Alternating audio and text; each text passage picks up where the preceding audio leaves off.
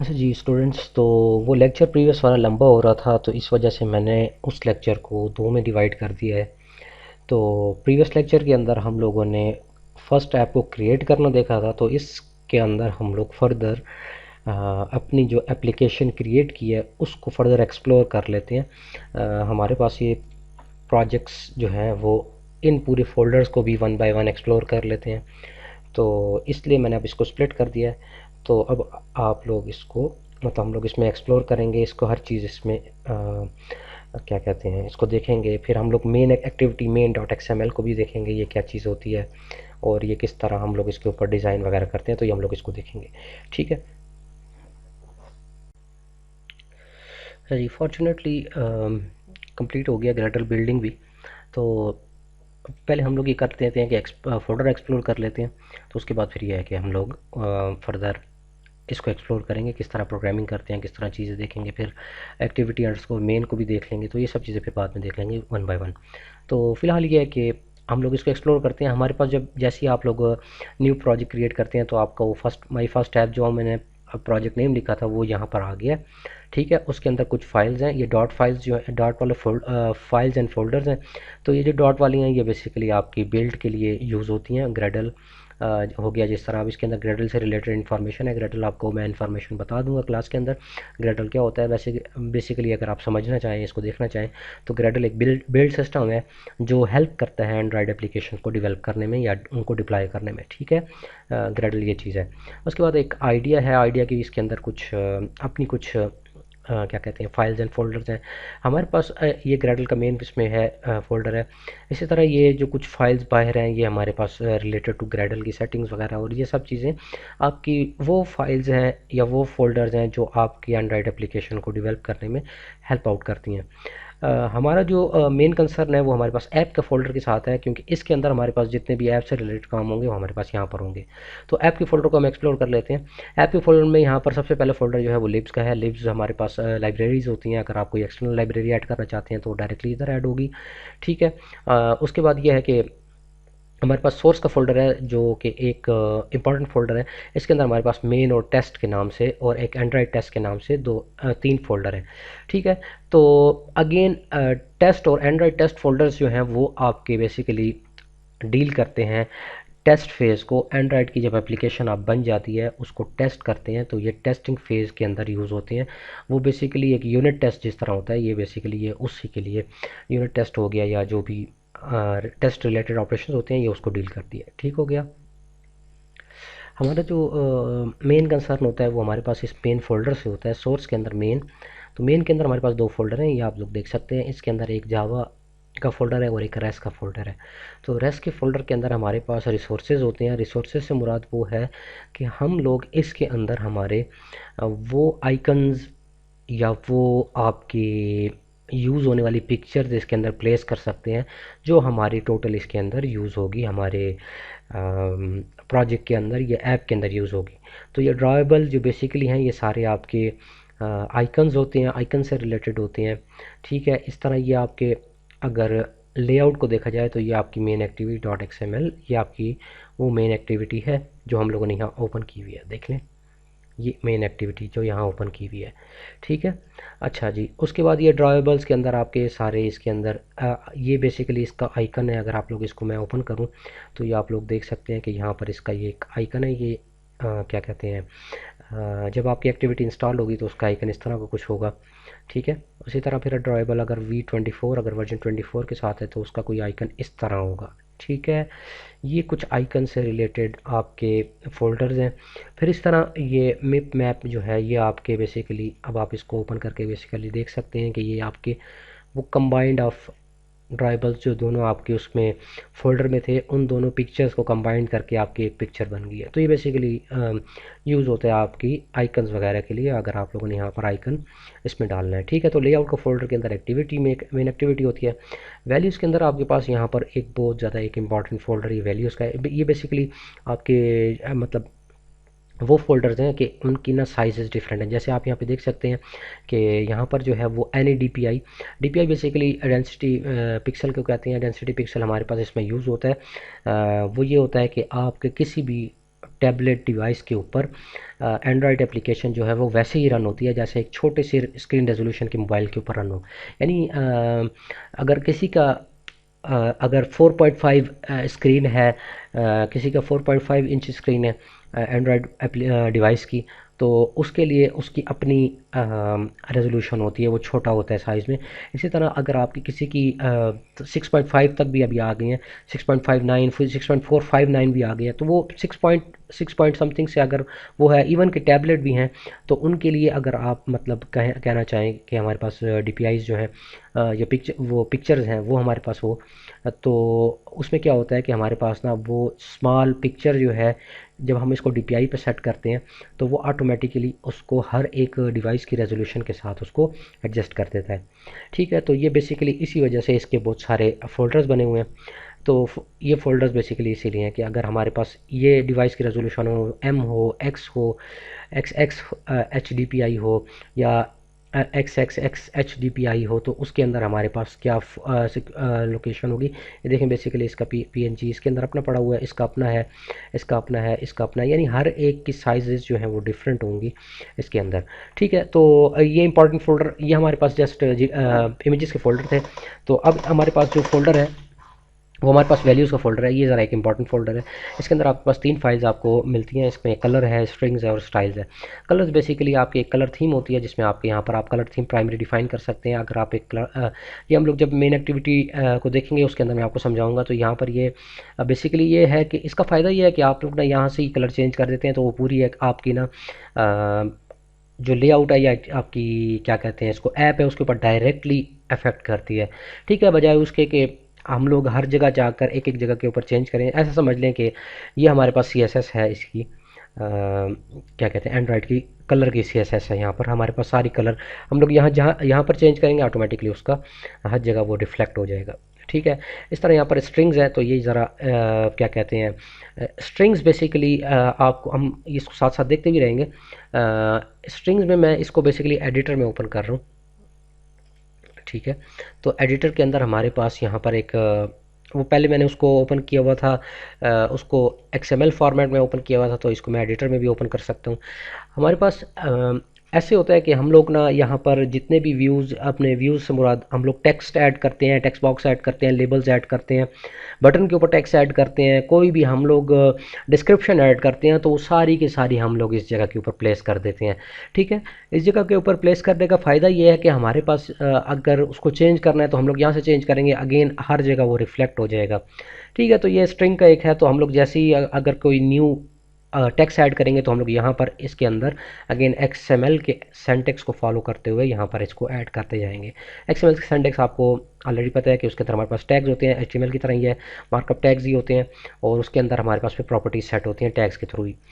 Lastly हमारे पास एक style का है। तो स्टाइल के अंदर हमारे पास अब ये देखें कि जिस तरह हम लोगों ने इसको ऐप की थीम इसमें सेट की हुई है कि ऐप की थीम कौन सी होनी चाहिए। हम यहाँ से इसको ऐप की थीम को फर्दर अपनी मर्ज़ी से भी सेट कर सकते हैं।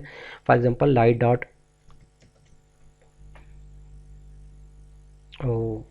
लाइट.जी डायलॉग और ये सारी ये हम लोग वो उसको कर सकते हैं अपने ये हमारे पास कुछ available theme dot com app compact dot light के अंदर ये कुछ हमारे पास ऑलरेडी अवेलेबल है। तो इनमें से कुछ सेलेक्ट कर सकते हैं आप। ऐप कॉम्पैक्ट के जगह भी यहाँ पर डार्क और लाइट कर सकते हैं। यहाँ पर ये बहुत सारी ऑटोमेटिकली अवेलेबल है, तो मैं इसको फ़िलहाल छेड़ता नहीं हूँ। बहरहाल आप इसको यहाँ से चेंज कर सकते हैं। फिर आपके पास यहाँ पर प्राइमरी कलर को आप डायरेक्टली इसको असाइन करेंगे कि प्राइमरी कलर मेरा ये है। तो प्राइमरी कलर हम लोग कहाँ से उठा रहे हैं, ऐट लगाकर कलर, यानी कि ये जो कलर्स है इसमें इसके अंदर स्लैश लगाकर हमारे पास वो कलर प्राइमरी। तो कलर प्राइमरी जैसे ही हम लोग यहाँ सेलेक्ट करेंगे तो कलर प्राइमरी की जो वैल्यू है वो यहाँ से गेट होकर इस जगह के ऊपर पेस्ट हो जाएगी। ठीक हो गया, जैसे ये देखें आपके पास यहाँ पे कलर प्राइमरी और कलर प्राइमरी सेम होंगे। तो यही चीज़ है। उसके बाद आपका ये आप यहाँ से सेट कर सकते हैं। तो बेसिकली इसके अंदर एक sort of model view control की तरह हमारे पास एक लेआउट होता है, मॉडल व्यू कंट्रोल की तरह।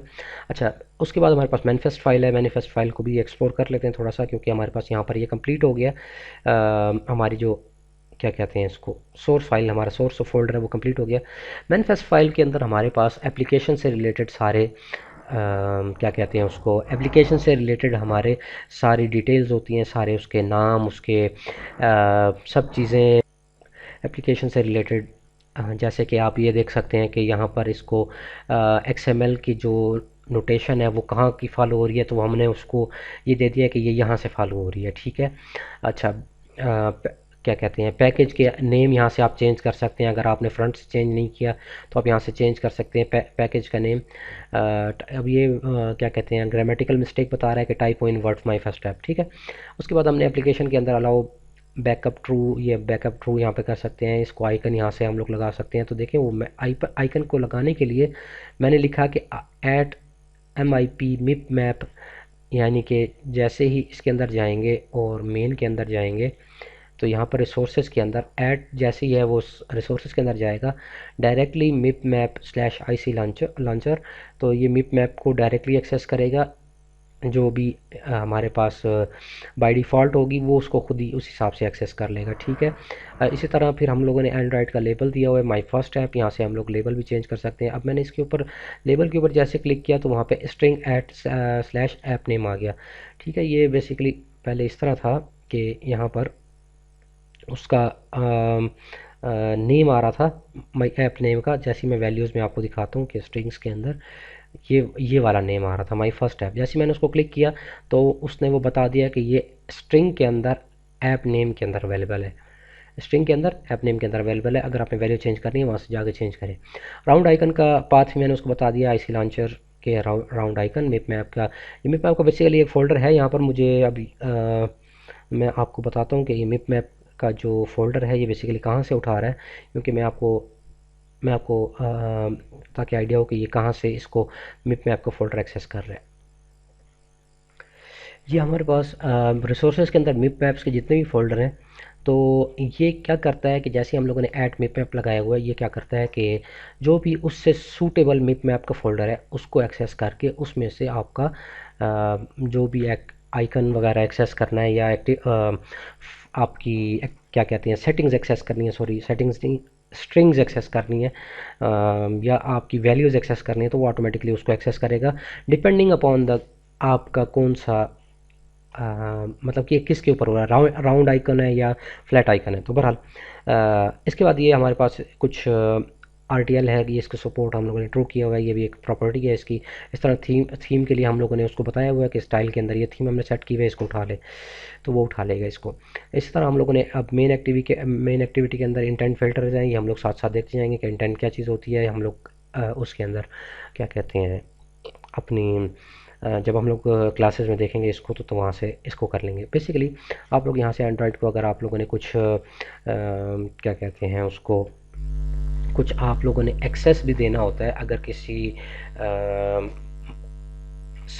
कोई किसी हार्डवेयर का एक्सेस लेना होता है, एक्सेस देना होता है तो आप लोग इसी के थ्रू कर सकते हैं। फॉर एग्ज़ाम्पल मैंने अगर कोई किसी कैमरे को एक्सेस करना है तो मैं यहाँ पर लिखूँगा यूज़र परमिशंस के, क्योंकि यहाँ पर ये देखें बहुत सारे ऑप्शंस आ गए हैं। तो यूज़र परमिशंस, ठीक है, यानी ये ऐप जो है वो यूज़र परमिशन है। अब इसके अंदर देखें Android dot permission access this access battery stats, इसमें बहुत सारी वो आपकी परमिशंस होंगी जो आप एक्सेस कर सकते हैं एंड्रॉयड के थ्रू। बॉडी सेंसर है, ब्लूटूथ एडमिन है। इसी तरह कैमरा का अगर आपने एक्सेस करना है तो आप लोग यहाँ पर लिखेंगे Android dot permission dot camera. जैसे आप कैमरे के ऊपर क्लिक करेंगे तो ये आपका यूज़र इस परमिशन आपको ग्रांटेड हो जाएगी। जैसे ही यूज़र इसको इंस्टॉल करेगा इसकी ऐप को, ये बेसिकली ओल्ड सिंटैक्स है, न्यू सिंटैक्स ये है, आपकी ऐप को इंस्टॉल करेगा तो वो ऑटोमेटिकली इस ऐप को यूज़र की परमिशन अलाउगी। बहरहाल ये फ़िलहाल हम लोग देख नहीं रहे, तो जैसे ही हम लोग आगे साथ साथ करते जाएंगे तो मैनिफेस्ट फाइल के अंदर बेसिकली ये आपकी वो कंट्रोलिंग आपकी फ़ाइल है जो इसको टोटल कंट्रोल करती है आपकी क्या कहते हैं टोटल एंड्रॉयड के एप्लीकेशन को कंट्रोल करती है। ये ऐसा समझें कि ब्रेन ऑफ योर एप्लीकेशन है। ठीक है। मैनिफेस्ट फाइल जो है वो ये होती है। अब हम लोग देखते हैं, ये तो मेन एक्टिविटी मैंने आप लोगों को बता दिया था कि हमारे पास वो जावा फाइल है, और ये हम लोग हमारी है वो पोर्शन जहाँ पर हम लोग अपनी एक्टिविटी को डिज़ाइन करेंगे। तो इसके अंदर हमारे पास सिचुएशन कुछ इस तरह होती है कि हमारे पास बैक एंड के ऊपर ये फ्रंट एंड के ऊपर ये, क्योंकि आपको इस तरह नज़र आ रहा है। देखिए अगर आप लोग को हेलो वर्ड नज़र नहीं आ रहा तो इसको मैं थोड़ा सा ज़रा इंक्रीज़ कर देता हूँ एट्रीब्यूट्स में जाके। इसका जो साइज़ है text size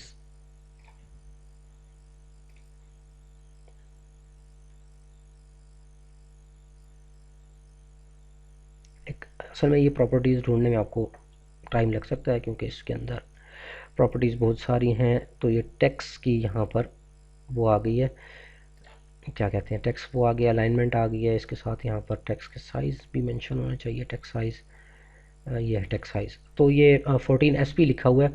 SP stands for special, SP stand for scale independent pixels. तो ये होता है कि ये स्केलेबिलिटी से इंडिपेंडेंट होते हैं, यानी इसको आप जितना भी जिस भी स्क्रीन रेजोल्यूशन के ऊपर इसको एग्जीक्यूट करेंगे वो विदाउट एनी क्या कहते हैं उसको, आपको मेहनत करने की, यानी कि हर एक स्क्रीन रेजोल्यूशन के लिए सेपरेटली डिफाइन करने के आप वो अपने हिसाब से इसको एडजस्ट करेंगे। फॉर एग्जाम्पल मैं इसको 25 SP कर देता हूँ। 25 SP के अंदर मैं इसको, वो अब ये देखें आप लोगों का ये साइज़ इंक्रीज़ हो गया है इसका। तो ये बेसिकली यहाँ पर एट्रीब्यूट्स के अंदर आप लोग यहाँ पर इसको अगर आप लोगों ने इसके एट्रीब्यूट चेंज करने हैं तो यहाँ आप लोग यहाँ से देख सकते हैं। तो ये बेसिकली हमारे पास दो टाइप्स की चीज़ें होती हैं, एक हमारे पास फ्रंट लेआउट होता है और एक आपके पास होता है ब्लूप्रिंट। तो यहाँ पर से इस ऑप्शन से जाकर आप लोग सिर्फ डिज़ाइन या सिर्फ ब्लूप्रिंट सेलेक्ट कर सकते हैं। ब्लूप्रिंट सिर्फ आपके ये बताता है आपकी सॉर्ट ऑफ ब्लूप्रिंट होता है और ये आपका एक्चुअल डिज़ाइन होता है। तो मैं डिज़ाइन जब सेलेक्ट करता हूँ तो ये आपका वाइट वाला पोर्शन आ गया और जब ब्लूप्रिंट करता हूँ तो ये ब्लूप्रिंट आ गया, ठीक है। तो अगर कोई इसको देखना चाह रहा है कि ये देखें जिस तरह मैं इसको मूव कर रहा हूँ तो वो दोनों उसके ऊपर मूव होंगे, दोनों जगह मूव होंगे, तो वो बेसिकली ब्लूप्रिंट के ऊपर वो मूव हो रहा है, ठीक है। यहाँ पर अब हमारे पास इसके अंदर पहले मैं आपको ये बता दूं कि ये हमारे पास जो पूरी एक हमारे पास क्या कहते हैं इसको पोर्शन है, ये एक्टिविटी होती है। एक्टिविटी के ऊपर हमारे पास व्यूज़ होते हैं। तो पहले आप लोगों को ज़रा थोड़ा सा एक, बल्कि वो क्लास में आप लोगों को समझा दूंगा, एक्टिविटी क्लास में आप लोगों को समझा दूंगा इसकी एक्टिविटी और व्यूज़ का। अब मैं इसको स्प्लिट कर लेता हूँ।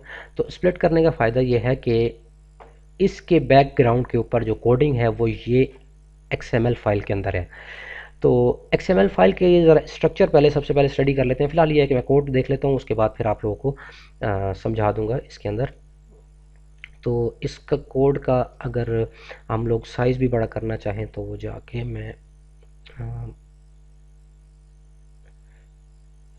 सेटिंग्स में जाकर, सेटिंग्स, ये सेटिंग्स,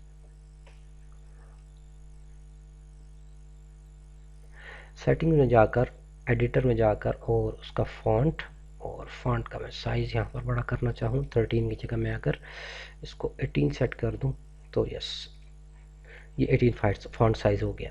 तो ये बेसिकली चेंज जो है वो उस पर भी रिफ्लेक्ट हुआ होगा जावा वाली फ़ाइल के ऊपर। बहरहाल तो ये हमारे पास कुछ किसका स्ट्रक्चर है। स्ट्रक्चर में सबसे पहले हमारे पास लेआउट होता है और लेआउट के अंदर हम लोग लेआउट, यहाँ पर हमारा ये क्या कहते हैं उसके प्रॉपर्टी क्लोज हो रही है और उस लेआउट के अंदर हम लोग टेक्स्ट व्यूज़ डालते हैं। तो मैं आपको सबसे पहले चलें यह है कि मैं यहाँ पर समझा देता हूँ, फिर क्लास के अंदर इसका थोड़ा डिटेल में डिस्कस कर लेंगे। मैं पहले आप लोग को लेआउट का एक जर्नल ओवरव्यू दे देता हूँ।